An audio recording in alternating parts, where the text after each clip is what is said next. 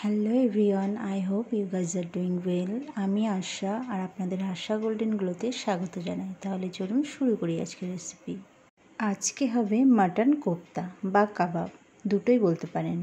অসাধারণ এই কোপ্তা রেসিপি দেখতে হলে ভিডিওটা পুরো দেখতে থাকুন। আশা করি নিশ্চয়ই ভালো লাগবে, আর ভালো লাগলে লাইক কমেন্ট শেয়ার করতে ভুলবেন না। মাটন কিমা কাবাব বানানোর জন্য সর্বপ্রথম আমি এখানে মাটন নিয়ে নিয়েছি। এখানে আমি 500 গ্রাম মাটনকে একদম দেখুন মিক্সিতে গ্রেট করে নিয়েছি।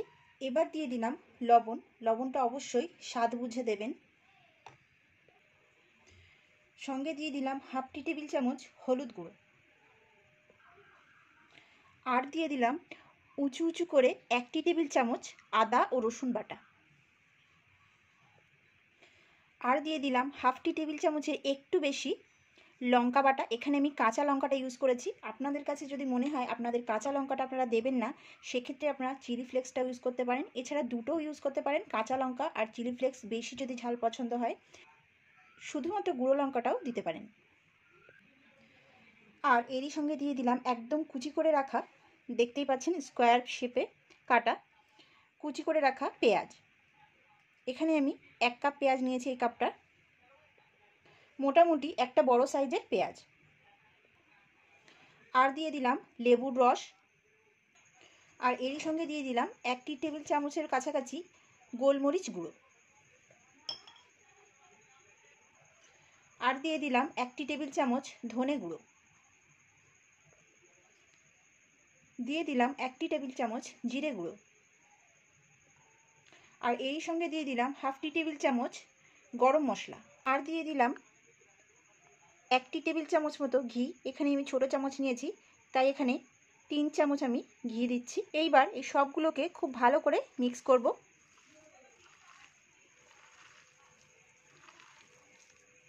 হাতের সাহায্যে মিক্সটা করবেন, সেক্ষেত্রে কিন্তু ভালো হবে।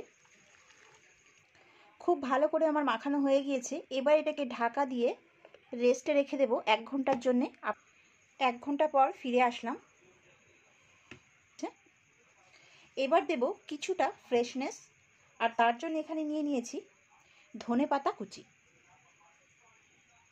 আর দেব মিন্ট লিভস, যাকে বলে পুদিনা পাতা।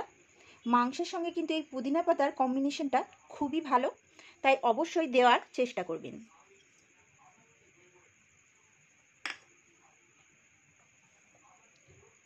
আর দেব পেঁয়াজ ভাজা, যাকে বলে বেরেস্তা।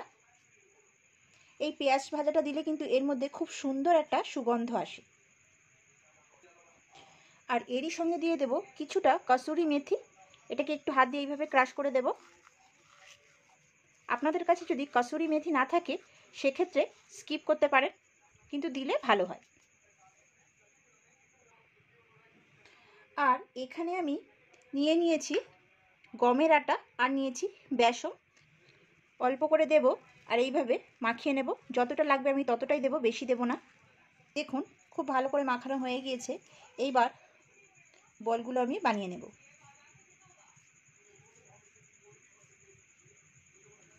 আপনাদের যেরকম সাইজ রাখার প্রয়োজন হয় ঠিক সেরকম রেখে দেবেন, যেরকম ইচ্ছা আপনাদের।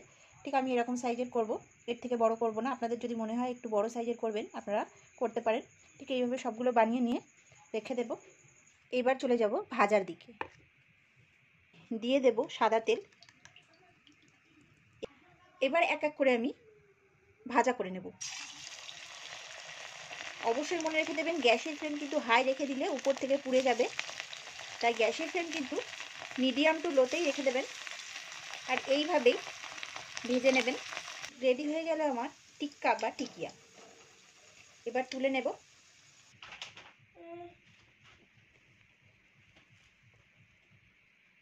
Write down the purpose for which industry